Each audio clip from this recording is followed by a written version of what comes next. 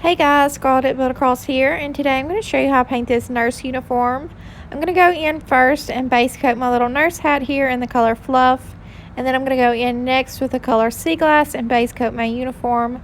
However, you could definitely go in with the color the Gulf, and that's actually the color I wanted to use. It's a little more true to like a nurse scrubs color, but I was out of that color, so this is just a little bit lighter. And then now that everything's pretty much dry, I'm going in with a little bit of rustic red and adding the little cross on the hat. And then I'm going to go in with my Sharpie brushstroke marker and outline everything. Once I'm done outlining everything, I'll go in with a number 4 round and some of my color cotton and just highlight here and there to brighten and soften the look.